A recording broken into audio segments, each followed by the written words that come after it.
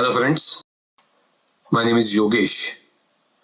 I am a TPM lead in one of the top technology companies, and I am doing TPM role in IC and leadership capacity for some time now in my career. Today I am here to talk to you and help you prepare for a few of the areas of the TPM interview. Today we are going to talk about leadership, situational questions, and behavioral aspects of the interview. Now, what is leadership and why is leadership for TPM? You may be interviewing for just IC role, individual contributor role, but why then leadership comes into picture? Leadership comes into picture because TPM, a technical program manager, is the person who expected to lead the overall program team or the portfolio based on where you land and what your work is. Think about other roles which are part of the programs. They can be sponsors of the programs, executives, a lot of times in these roles. There can be engineering leads, there can be engineers, product managers, and more, data analyst. But all of these will have a slice of the program in terms of role. But TPM is the only role which stays with the program throughout and lead it. He or she is the person who will lead the outcome. And that's why leadership is important. And leadership without authority is a big topic. You want to read about it more and more. But overall, leadership should show from the actions, from the influence, and from the outcome. And you should have examples about it, that how did you lead a particular program, portfolio, or a situation. Saying no is very, very important in TPM role. Be fearless. Understand and back your team about what they can deliver and what is a risk to the end user, to the customer of the program, and as well as to the team and the technology. And that is why the leadership comes into picture. Also, the cross-functional leadership. Think about that. A program typically is done for someone. It can be end customer, and end customer can be represented by marketing function of the team, of the company. It can be represented by finance function. It can be represented by product managers. At the same time, there are very customer support teams involved. So all of these teams are not actually delivering on the program. They may be internal customers or stakeholders of the program, cross-functional stakeholders. So how do you lead that? How do you come up with examples about talking those is very important. So make sure those are ready with you. Then there will be situations, right, which will comprises of your TPM skill as well leadership skill. This will overlap. The interviewer might not ask you that talk about leadership or talk about situation or a TPM skill, but he may talk about, tell me a time when you had to miss the timeline. Tell me a time when you did not foresee a risk in the program and the risk materialized.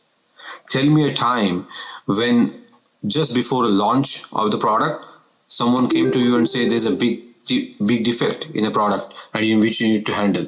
So with all these situations, you should have a good examples in your back pocket, and very, very important to segregate I versus we.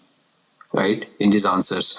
A lot of times we start our answer with we because we want to be inclusive, and that's great that we did this and we approached it this way. But what was your contribution as a TPM in the program is very important. That is something which you cannot miss. You can start with the we, but then how did you parse that information? How did you create options for your sponsors or leadership team or executive team to make decisions? How did you influence them by making some supportive arguments and data to make their decisions is very important. Data is your best friend. Influencing skills, all kind of soft skills and relationship are important, and that's part of your job. But as a TPM, can you create a solid data to back the argument? And how did you do that in your situation is going to be the one of the most important thing which you want to talk about. Then what about behavior question, right? Behavior question is a lot of time will have situations from the past.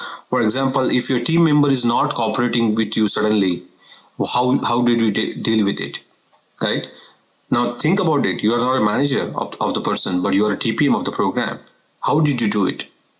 right? Did you try to understand what was going wrong with the person and the program because of lack of commitment from a team or from a person? Do you try to solve it? That's where relationship management will come into picture, where influences will come into picture. But did you still keep the interest of the program in center of your thought? And that's why did you engage with right participants, highlighting that issue and try to get options to resolve it? What about what if questions, right? These are the hypothetical questions coming your way. What if some engineering team just reprioritize your effort, put in the backlog, and they say no to it? What if you are going to launch something and there was government regulation come in and change your timeline to do in shorter time span? In a lot of these cases, think about the triangle of program management, right? Scope, schedule, budget. Something has to give away. If you need to crunch your timeline, then your scope might need to be impacted. There's no right answer to it. But can you frame the answer in such a way that you have a thought process which interviewer can see how we are going to approach the problem and what are options you are coming back from? What about if you do not get aligned with the sponsor? Sponsor is not giving you enough time because he or she has other areas of work which are important. How do you communicate? You're not getting time, but then that's a behavioral aspect of it. But can you also handle it strategically as well as tactically? Can you do a lot of offline communication? Written communication is very important part. Can you do it effectively? And can you get it delivered? So there are multiple aspects which you want to attack. What if kind of questions will come? Take a pause. Make sure you reiterate the question, you understand question behind question. The interviewers actually like it when you ask them that did I understand this correctly? Let me repeat. And take a pause. If you want a piece of paper, write down your thoughts. Let's have a hard 30-second pause there, no issues. But then formalize your answer accordingly. So overall, what we discussed today is leadership, very important for a TPM. It should show from your actions. Situational areas where you will need to look at your resume and talk solidly about what you have delivered as a TPM. And finally, behavior questions, hypothetical questions, and what if kind of questions where you have opportunity to run your imagination but reflect on your real experience to define the possible options. So I wish you all the best and looking forward to talk to you more in future. Thank you. Thanks for watching the video. If you liked it, please subscribe. Our website is prepfully.com. We've got lots of interview questions there. You can also schedule a mock interview with one of our experts. You can find the link in the description below. And we hope you totally rock your interview.